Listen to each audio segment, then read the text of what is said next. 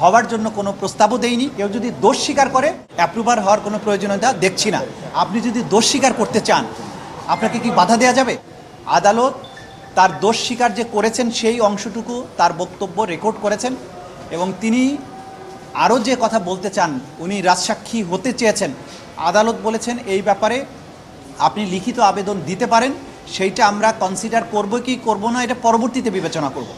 কিন্তু এই পর্যায়ে কোনো অ্যাপ্রুভার হওয়ার কোনো দরখাস্ত আজকে পর্যন্ত নাই এবং এই ব্যাপারে আদালত কোনো আদেশও দেননি। এবং আপনাদেরকে স্পষ্ট করতে চাই, অনেকে বিভ্রান্তি তৈরি করেন। প্রসিকিউশনের পক্ষ থেকে আমরা কাউকে অ্যাপ্রুভার হওয়ার জন্য কোনো প্রস্তাবও দেইনি।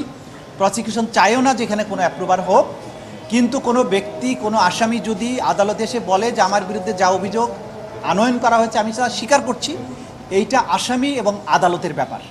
সে কেউ যদি দোষ স্বীকার করে আমাদের তো আর নিষেধ করার কোনো সুযোগ নেই, কারণ দোষ স্বীকার করার মানে আমাদের মামলাটা আমরা প্রমাণ করতে সক্ষম হলাম। সুতরাং আদালত তার এই দোষ স্বীকারোক্তিটা, অর্থাৎ আজকে যে চার্জের পরে যে তিনি তার অপরাধ স্বীকার করেছেন সেটা নোটে নিয়েছেন এবং বিচারের জন্য আগামী 14ই সেপ্টেম্বর দিন ধার্য করেছেন। সেই সময় থেকে সাক্ষ্য গ্রহণ শুরু হবে ওপেনিং স্টেটমেন্টের মাধ্যমে। এটাই আজকের দিনের আপডেট। রাজসাক্ষী হওয়ার কোনো আবেদন আজকে পর্যন্ত নেই। উনি মৌখিকভাবে বলেছেন যে উনি মামলার ব্যাপারে তথ্য দিতে চান। আদালত তখন বলেছেন যে আপনারা লিখিত আবেদন দিতে পারেন, সেই আবেদন দেওয়ার পরে আমরা অ্যাকসেপ্ট করব কি করব না সেটা পরবর্তীতে বিবেচনা করব। সুতরাং এখন পর্যন্ত অ্যাপ্রুভার হওয়ার কোনো লিখিত আবেদন নেই।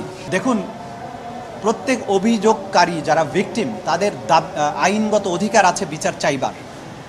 সুতরাং সুখরঞ্জন বালিকে এইখান থেকে এই আদালতের বাউন্ডারির ভেতর থেকেই অপহরণ করা হয়েছিল, এটা জাতি জানে, সব কিছু আগের থেকে যেহেতু মিডিয়াতে এসেছে। তিনি তার এই অপহরণের সাথে যারা জড়িত, যারা এই ঘটনার সাথে সম্পৃক্ত ছিলেন তাদেরকে দায়ী করে অভিযোগ দায়ের করেছেন আমাদের কাছে। আমরা আইন অনুযায়ী এটা আমাদের তদন্ত সংস্থার কাছে প্রেরণ করব। তদন্তের মধ্য দিয়ে যা কিছু যার বিরুদ্ধে অভিযোগ প্রমাণিত হবে তার বিরুদ্ধে আমরা ফরমাল চার্জ দাখিল করব। আমরা দেখব না যে কে কত বড় পোস্টে ছিলেন, কত বড় পোস্টে আছেন। এখানে যেমন সাবেক প্রধানমন্ত্রী আসামি হয়েছেন, প্রধান বিচারপতিও হতেই পারেন। যদি তার বিরুদ্ধে সম্পৃক্ততা পাওয়া যায়, যদি আইনমন্ত্রীর সম্পৃক্ততা পাওয়া যায়, তদন্ত শেষে আমাদের তদন্ত সংস্থা সেই অনুযায়ী রিপোর্ট দিলে আইন সেই অনুযায়ী অগ্রসর হবে।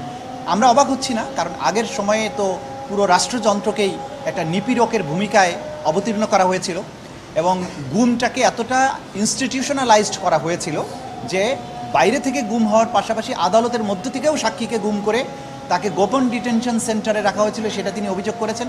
তাকে পরবর্তীতে পুশব্যাক করে বাংলাদেশের আইনশৃঙ্খলা রক্ষাকারী বাহিনী ভারতীয় সীমান্তরক্ষীর কাছে তুলে দিয়েছিল, সেটাও তিনি অভিযোগ করেছেন এবং সেখানে তিনি বন্দী ছিলেন, সেটা রেকর্ডপত্র আছে, সেগুলো তিনি উল্লেখ করেছেন।